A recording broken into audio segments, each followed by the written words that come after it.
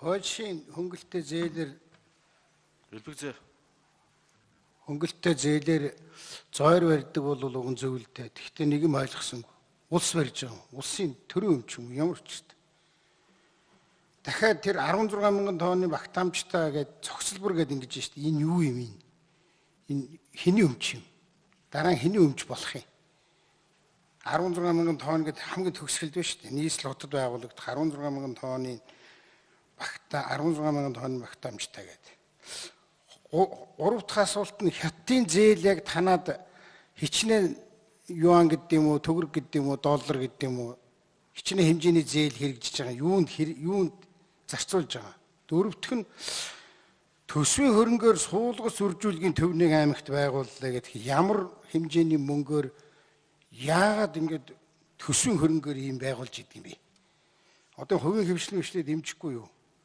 За тэгээд нэг санал байгаа би өнөөдөр уг нь энэ зандан шатрал дараа энэ дээр одоо худлаа бичгээ болдог. Ерөнхий сайдыг орж ирэх юм байна гэж бодоод би энэ иргэний хүсэлт тавья гэсэн алга байна. Одоо энэ 3% зээл байна. Хөөе, очиж тэр ерөнхий сайдыг хэл. 3% зээл ба штэ. Тэгээ над руу хүмүүс ийм санаа хэлээд байна л да. Энэ би уншаад өгье. Ерөөсөө хуваарь жижиг дунд бизнес эрхэлдэг бүх хүмүүс бүгд л тодорхой хэмжээгээр зээлтэй байгаа штэ. Энийг автоматар 3 руу шилжүүлж болдгоо юм уу? Банк зээлээ хаачих гэдэг юм аа. Тэгээд дахиад судалгаа хийн гэх юм. Тэр судалгаа чинь сүүлийн 6 сарын борлуулалтын орлого гэж асууж байна. Тэгэхээр 3 сар хөл хорионд байсан хүмүүс чинь ямар орлого байх вэ?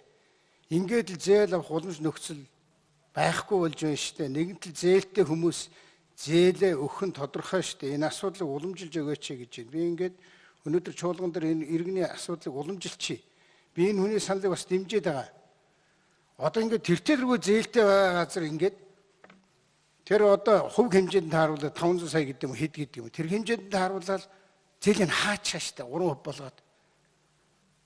Энэ иргэний хэлж байгаа санал их зөв байна л дээ. Төвөг өргөшөл багтаа тэртэлрүү зээлтэй байгаа. Одоо бүгдээрээ өрөнд одоо баригдлаа штэ эн чинь хөл хорийн элдв янз юмнаас болоод. Тэгэхээр энийг ерөнхий сайдаа уламжлаад энэ дээр тодорхой шийдэл гаргаад олон нийтэд хэлээд өгөө.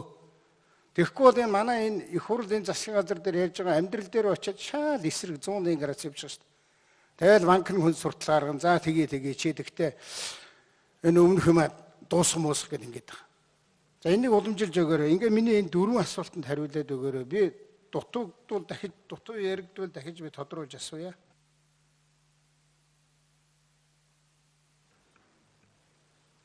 За 84 үлзээс 84 мянга цайхан дараа.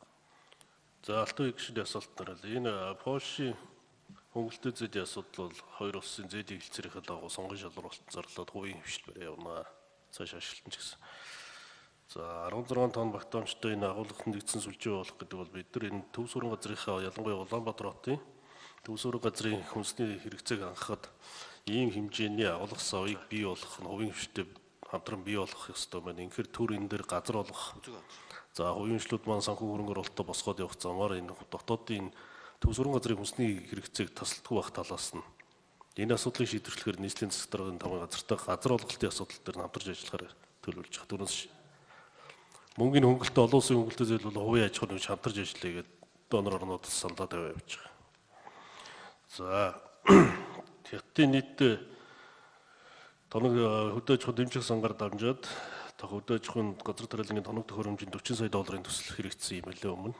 За энэ асуудлууд иргэн төлөлт засгийн газар дээр зээлийн хүүгийн төлөлтөнд тавигдаад дэмжих сан бол иргэн төлөлтөөс энэ зээлийн ачааллыг түлээ явж байгаа. За 3 тэр жимсний талаар ямар аль нэг аймаг дээр бишээ энэ жимсний холбоо гэж байгаа. Холбоонд хамтраад энэ дэмжлэгийг өгч байгаа. Та бүхэн энэ жимсний үр суулгацын асуудлаа одоо ямар хэлбэрээр дэмжлэг болгоо явах уу гэдгийг шийдээ. Бид нэг аймаг дээр хийх үү? Үржүүлгийг хийх талаараа хамтарч ажиллах тал дээр нь тэр мэрэгжлийн холбоог нь дэмжиж 55 сая төгрөгийн дэмжлэгийг төсөөс гаргаж өгч байгаа. 55.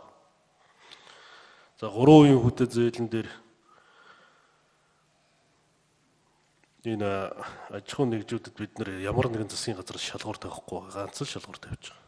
Нэмэгдсэн үртгийн албан дотор төлөөч гэдэг.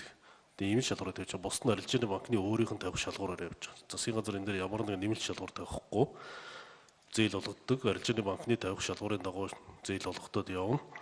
Нэмэгдсэн үртгийг бид нар ерөн засгийн газрын барьж байгаа бодлогод алд эдийн засгийг хумих татврын тогтолцоог бүрдүүлэх чиглэлээр ажиллаж байгаа. Энэ хүрээндээ нэмэгдсэн үртгийн албан татвар төлөгч байхыг л аж ахуй нэгж тавьж байгаа. Өөр ямар нэгэн нэмэлт шаардлагал байхгүй. За баярлалаа. За Алтан уугийн гишүүн тодруулна 1 минут.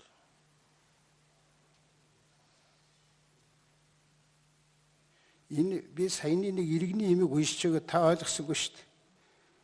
Жижиг дунд бизнес эрхэлдэг хүмүүс бүгд л тодорхой хэмжээгээр зээлтэй байгаа. Энийг автоматар 3 руу шилжүүлж болдгоо юм гэдэг ах чинь. Нөөт төлөгч байх хэрэгтэй гэдэг юм. Та ойлгосонгүй. Тэгэхээр та ойлгохгүй учраас хамаагүй очиад тэр ерөнхий сайд дээр хэл. Бүгдийг нь автоматар бид ихтэй хэмжээтэй л байх л да нэг аж ахуйн нэгж дээр хэмжээх байх. Тэрнийг нь автоматар ингээд 3 руу шилжүүлэхийн асуудлыг яриад шийдэд өгөөч гэж хэлж байна. Та нар тэр нэг худлын нэг төрийн бас байгууллагын нэрээр мөнгө үрхэ болдоо. Яг одоо бодтойгоор юм хийж байгаа хүмүүстэй л өгмөр байгаа юм да. Наадах чинь тэгээ сургуульд явуулсан яасан гэдэг ингээд төсвийн мөнгө үрээгээл дуусна л да.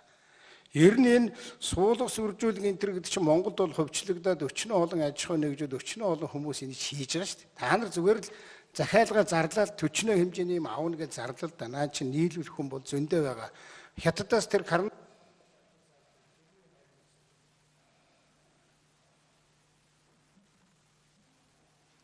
Мөнцгийн сайд хариулах уу? Санал байна. За Мөнцгийн сайд 84. За тэр засгийн газраас 10 их найдын төлөвлөгөөнд орсон зээлийн талаар ойлголтгүй шүү, ойлголттой байна л да.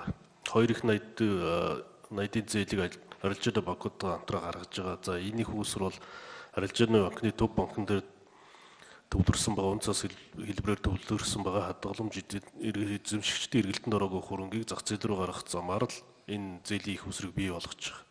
Тэгэхээр эдний зээлийн хөрөг зах зээл дээр бид нар мөнгөний цусны эргэлтийг нэмэгдүүлэхийн тулд гаргаж байгаа хөшүүрэг нь арилжааны банкны зээлийн хүү 3 бая түүнээс дээш гарсан зөрүүг засгийн газар төсвөдөр ачаал тавих замаар ингээд татаас хэлбэрээр өгөөд явъя л гэдэг асуудал. Тэр мөн түүнээс гадна репо хэлцлийн хүрээнд аж ахуйн нэгжүүдийн зээлийн хүү хөргөлт явж байгаа. Энэ 2 их найд бол засгийн газрын шийдвэр гарснаас хойш авах аж ахуйн нэгжүүдэд дээдлийн хэмжээ 500 сая 3% хүүтэй нөгөө талдаа зээлийн батлан даалтын сан гарцаа хөрөнгө 60% хүртэлх батлан даалтыг гаргаад явах боломжтой энэ зээлээ.